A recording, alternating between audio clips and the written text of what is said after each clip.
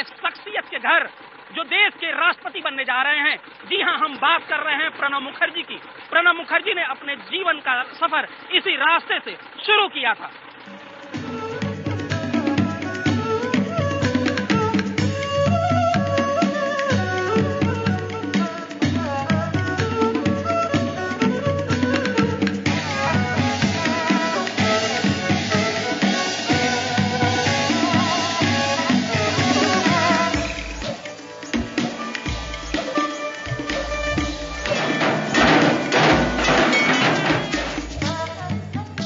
कोलकाता से करीब 170 किलोमीटर दूर पश्चिम बंगाल का वीरभूम जिला। यहीं पर है दुनिया भर में मशहूर शांति निकेतन और ये कर्मस्थली रविंद्रनाथ टैगोर की। इसी शांति निकेतन से करीब 30 किलोमीटर की दूरी पर प्रणबदा का गांव है मिराटी। गांव शुरू होते बंगाल के पुराने रईसों का एक शानदार घर दिखता है। इस घर के सामने है 2 तालाब जो इलाके में रुतबेदार होने की खास पहचान है। यहाँ सालों पुराना अनाज का स्टोर आज भी मौजूद है और ये पुरानी पालके भी, जो बीते जमाने के बंगाल की गंवाई तस्वीर को आज भी जिंदा रखे हुए है। इसी घर में 11 दिसंबर 1935 को प्रणबदा का जन्म हुआ।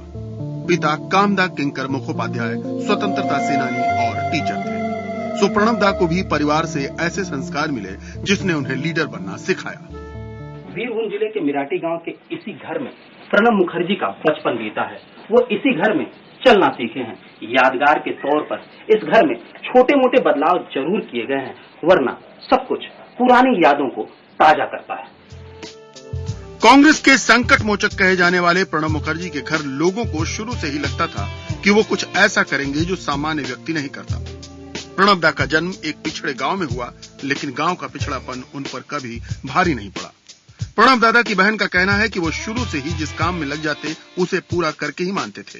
ये जिनिसपत्र एत अग्निमूल्य मध्यवित्त घरे संसार चालानो खूबी दुष्कर।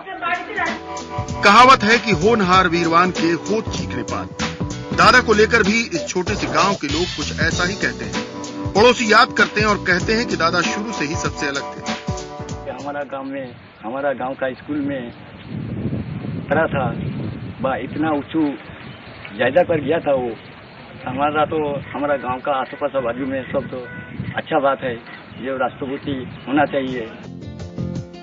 देश विदेश का दौरा करने वाले और दिल्ली में ही ज्यादा वक्त बिताने वाले दादा अब भी अपने गांव परिवार से दूर नहीं हुए। वो जब भी अपने गांव आते हैं तो दीदी के घर जरूर जाते हैं। रात में यहीं पर रुकते हैं जहां उनका मनपसंद बंगाली खाना बनता है। 82 साल की अन्नपूर्णा बनर्जी खुद उनका ख्याल रखती है। दीदी के मकान में दादा के लिए एक कमरा बंद रहता है जो उन्हीं के आने के बाद खुलता है। कमरे में दादा की जरूरत का हर सामान रखा गया है। अन्नपूर्णा बनर्जी की अक्सर दादा से फोन पर बात होती रहती है, लेकिन उनका कहना है कि दादा घर में राजनीति की बात नहीं करते।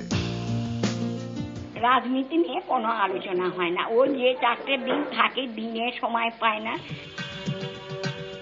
प्रणबदा के परिवार में बंगाल के संस्कारों की खास अहमियत रही है और दिल्ली की चकाचौंध में रहकर भी प्रणबदा इसे भूले नहीं।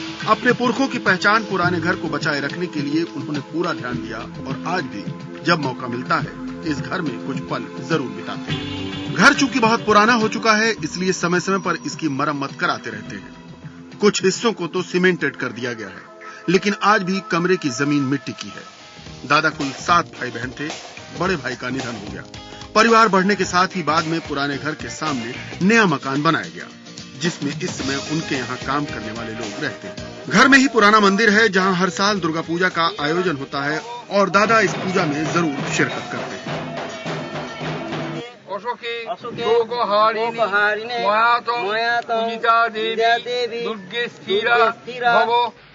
हर साल दादा यहाँ आते हैं पूजा में, दुर्गा पूजा पे। प्रत्येक बछर हाँ उन्हीं प्रत्येक बछर क्या करते हैं, कैसा पूरा प्रत्येक बछर बेशिरभाग बछरই उन्हीं आसार चेष्टा करें। सालों बीतने के बाद भी दादा अपने स्कूल को नहीं भूले। वो स्कूल को बेहतर बनाने के लिए सोचते रहते हैं। प्रणब दादा ने अपने पिता के नाम से स्कूल की बिल्डिंग तैयार कराई। पिता के नाम पर गांव का रास्ता भी बनाया जो बोलपुर से मिराटी को जोड़ता है। दादा ने गांव के पास के ही शिवचंद्र हाई स्कूल से 10वीं पास की और फिर वीरभूम जिले के सिवरी से कॉलेज। इस बीच दादा पढ़ाई के साथ ही छात्र राजनीति में भी छाए रहे। दादा को स्कूल छोड़े भले ही सालों हो गए, लेकिन स्कूल के टीचर आज तक उन्हें नहीं भूल पाए। गांव है, वहाँ से 5 किलोमीटर पैदल में आता है स्कूल में। उस टाइम पर वो 1948 के क्लास 7 तक यहाँ पढ़ाई करा है। उसके बाद 1948 से ऐसे छोड़ के गया था, क्लास 10 तक यहाँ से। बहरहाल प्रणब दादा की बड़ी बहन अन्नपूर्णा बनर्जी को इंतजार है इस टेलीफोन की घंटी के बजने का, जब पोल्टू को फोन आएगा और उनका सपना पूरा होगा। पोल्टू प्रणब दादा के घर का नाम है। दादा को आज भी उनकी दीदी पोल्टू के नाम से ही बुलाते हैं। उन्हें पूरा भरोसा